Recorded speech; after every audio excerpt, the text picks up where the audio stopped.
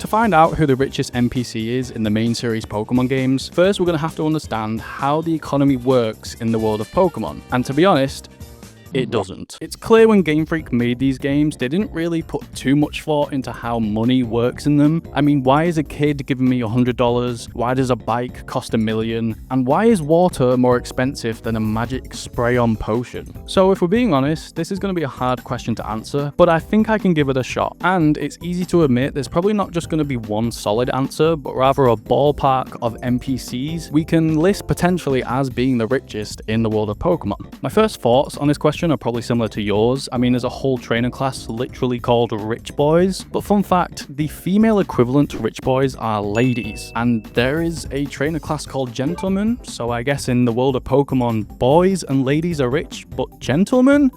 No. And of course, being rich is this trainer class personality. They don't really even use good Pokemon, but they pay out big. Now, the most any of these rich boys has ever paid out in the world of Pokemon in battle, according to Bulbapedia, is 10,240 Pokédollars. There's literally no source on their website for this information, but that doesn't matter, because I don't believe rich boys are the biggest contender in this question. In terms of payouts, the winner, I guess, of that category goes to Diantha after you beat her in the Chateau. I do find this pretty funny because the biggest payout trainer does belong in the region based on Kalos, and I do wonder if the newest game, Legends EA, will beat that record since it's set in the same region, but this time things are set in the future where things seem more, I don't know, capitalist to me, if I do say so myself. Plus, there's going to be a lot of inflation from, you know.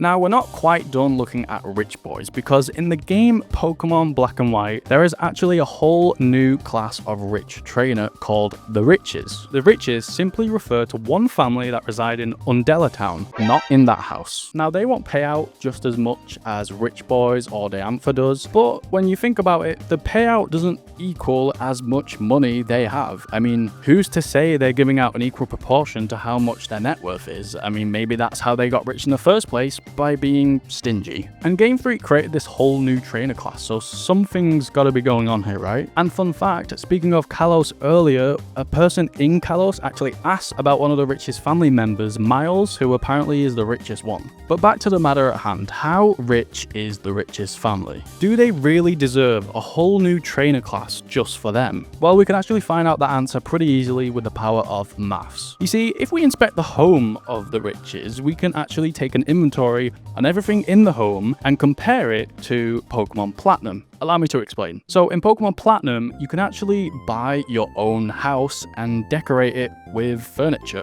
Now, most players won't even discover this since this feature is Platinum exclusive. It's not in Diamond and Pearl and it is post-game, but yes, you can basically just play Animal Crossing in Pokemon. Sinnoh and Unova have a very similar economy based on the average payout of trainers from each region, which means we can directly compare how much furniture costs in Pokemon Platinum versus the furniture the riches have in Unova. So if we had the richest table, their 2 butt cracks, and their one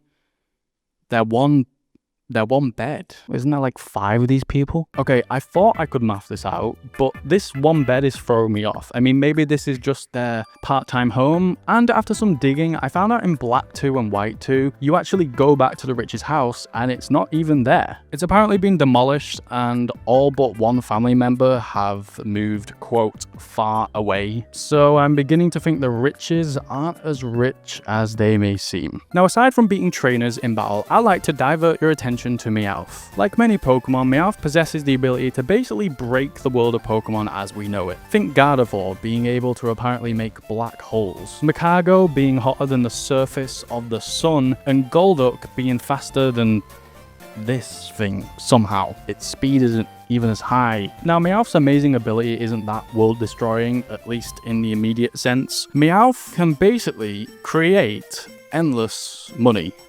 Yes, it just has the ability to do that as long as it's safe and healthy and, I guess, in a good mood. It can just spawn money in with its move Payday. And I know I said the economy of the Pokemon world doesn't really make sense, but if it did, this just throws everything out the window. And I do wonder if you have or own a Meowth, if you're tied to some sort of law that prevents you from making your own money, because again, things would just be torn apart as we know it, but then again, they already kind of are. I don't really know how it works. And Meowth isn't the only Pokemon capable of doing such things. I would like to introduce you to Jirachi, the legendary, mythical, wish-making Pokemon. Yes, wish-making Pokemon, as pretty much every Pokedex entry of this thing states that it's able to grant you any wish you want. So let's just assume if someone had a Jirachi, they would simply wish for, in any which way they wanted, infinite money, and then we just need to trace down if anyone has actually owned a Jirachi. In-game, that is. Now, I did some digging on this. I wanted to find out if any Pokemon trainer has ever used Jirachi in battle, and I just came to a dead end. I'm pretty sure in any single mainline Pokemon game, no one actually owns this thing and uses it in battle, but I'm kind of lying, because this man owns one. You see, although no trainer actually ever uses Jirachi in battle, in the most interesting release, a special pair of games you might know called Brilliant Diamond and Shining Pearl introduces a character that gives you, therefore owns, a Jirachi. We don't ever see him in battle, but here he is. This man right here will give you a Jirachi, and his wife, I presume, will just give you Mew. You know, the Pokemon that just, you know, the ancestor of everything. Yeah, she just has it in her back pocket for some reason. Now, funnily enough, these games were faithful to the point that Game Freak used that as their marketing campaign for these games. Plus the fact that they were so faithful, original glitches that existed in the original games, Diamond and Pearl, still made it over to these remakes, meaning Game Freak must have just, or Ilka, I must say, must have just copied and pasted the code, even with all its errors. For whatever reason, they thought, no, we need to change things up. We need to add one addition to this game apart from horribly following Pokemon. We need to add a couple, both with a mythical Pokemon. None of it makes sense. There's no explanation, but that's what Ilka did. They added it. They could have easily done it in the iconic and nostalgic Pokemon Mystery Gift menu, where, you know, it just magically appears in a box. I don't know why they had to force trainers into this. But yes, if you have a copy of Pokemon Sword and Shield, this guy will give you a Jirachi. And all I can assume is he got his money's worth, as there's a catch with Jirachi. It is only able to grant a wish every 1,000 years, which I assume this guy did, and then had no reason to keep it and just dumped it on you. Then I got thinking of who actually made the Pokedex entry for Jirachi. I'm starting to think that the richest trainer in the world of Pokemon might be closer than we think. Ladies and gentlemen, I present to you Professor Oak. We all know at the beginning of your journey, the professor gives you and your rival a Pokedex each, and to be honest, I've never really understood how these work. They're supposed to record data on Pokemon once you or your rival has caught the Pokemon, but that's the thing about the Pokedex, this thing doesn't really record data as much as it just recites it. It makes no sense, because Gardevoir, for example, as we used earlier, is apparently able to create black holes, but in the main series Pokemon games, spin-offs, animes, Gardevoir has obviously never ended the world, so how does the Pokedex know this? It clearly didn't record it from me or Blue, so again, it just seems like it's reciting information and it doesn't really make sense. He must have access to some crazy technology. But nevertheless, there's only 2 of them, so I have to ask, how much do these cost? With the knowledge the professor clearly has already, and he's just waiting for you to catch Jirachi as a joke, he already knows what it does, he could use that information about Pokemon and translate it into humans. Maybe using information on a Pokemon in the medical sense, learning from Pokemon to be able to treat human beings in modern science, and maybe even save lives. But then again, maybe the government just funded this. We don't actually know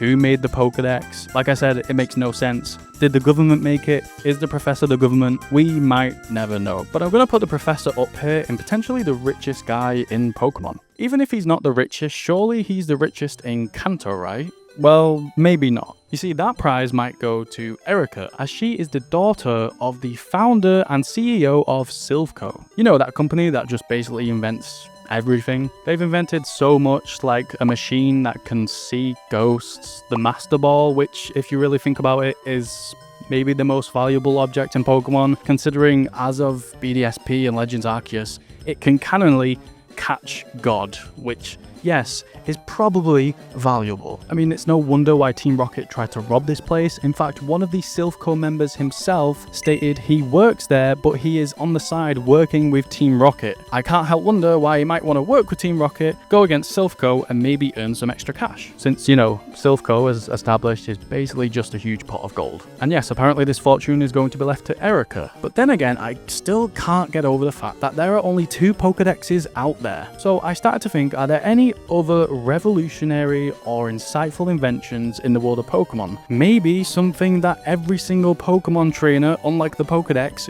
uses and pretty much needs. Meet Bill, the guy who invented and owns pretty much every single storage system for every trainer out there. Surely he's loaded, right? Well, the PC system is technically free. So no, I guess Bill doesn't like making money. But hold on, I kind of lied, because Bill doesn't control or own every single PC system. It turns out different PC systems around the world of Pokemon in different regions are ran by different people. In Sinnoh, Baby, there's a baby who owns the storage system. But again, all these people just have one thing in common, and that is they just don't like money. But it's only when I ran into the person who runs the PCs in Hoenn, or rather her sister, when I found something pretty interesting. You see, Lynette, who runs the Pokemon storage system in Hoenn, actually has a sister called Bridget.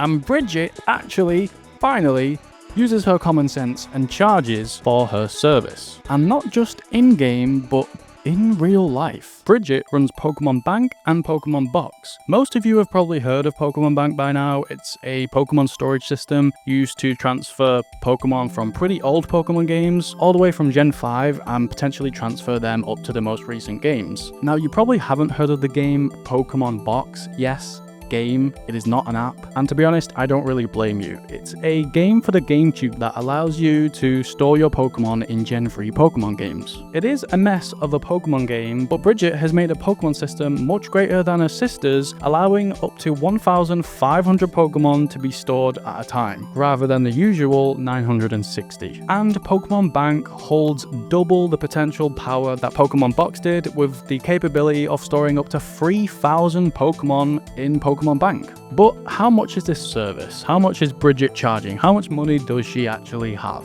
Well, lucky for us, we actually have a reference, since the Pokédollar is based off yen, the currency used in Japan. So again, using basic maths, we can figure out that 500 Pokédollars roughly adds up to, in today's money, $5 US.